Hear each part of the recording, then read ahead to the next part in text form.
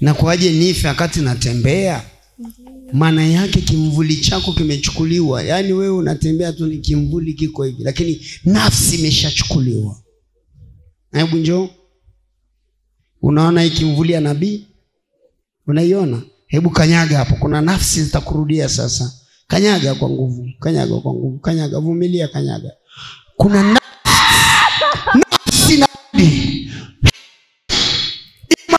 au ilikuwa kukalia.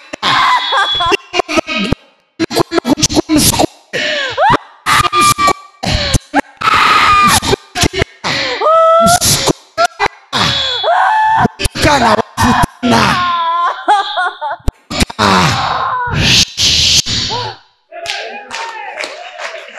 Fufuka na kufufua upya. Hata kama amekuloga miaka 20, lazima urudishwe kwa siku moja. Unarudishwa kwa nguvu, alafu kwa ushujaa. Unarudishwa, alafu ukikaa vizuri unakula matunda. Kikaa vibaya huli matunda. Fufuka binti. Njoo. Njoo nifuate. Sasa hivi najisikia najisikia vizuri. Sasa unasaliji wapi? Nasali KKT. KKT. Hawajawahi kukufungua? Wewe unalala na watu waliokufa kitandani kwako.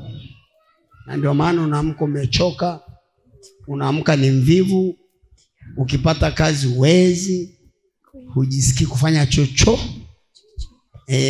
Hata kanisani ukienda kule unasinzia. Si unasinziaga pale kanisani? Alafu mimi nakuona tu Sasa nikwambie binti, sisi hapa tunafungua tu watu watuhubiri dini ya mtu, ila unapoenda kanisani ni sehemu ya kufunguliwa kwako. Wangapi wananisikia? Kanisa ni sehemu ya kukufungua wewe, sio kukuacha kwenye shida. Ni kuhakikisha umemkabidhi mchungaji matatizo. Na kama hawezi, tafuta mahali ya kusali. Usifungwe na sheria. Watakutishia. Ukifa tukuziki. Umbwa mwenyewe akifa anazikwa. Wewe mtu usizikwe. Wewe mtu kweli? Wanakutishia, kwa manabii waziki, sijui nini. Sisi kwani tuzike tuambie watu wafe tuwazike? Hapana, tunapambana watu wapone. Kwa hiyo na wewe mtumishi wa Mungu, pambana kutafuta uponyaji kwenye maombi, kwa sababu wachao wamekuwa baya mno. Na watoto wangapi? Sasa mmoja umechoka hivi. Mapepo ndio yanakuchosha. Nyosha mikono juu. Sema kuanzia leo nimekuwa hai. Sema kwa sauti. Kuanzia leo nimekuwa hai. Umekuwa hai. Wewe uliokuwa kwenye kitanda chake na kutoa.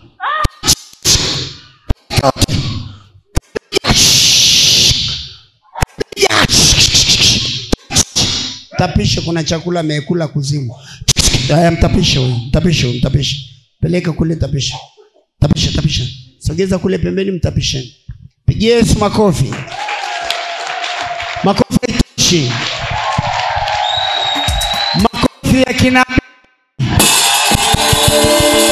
Makofi ya kina.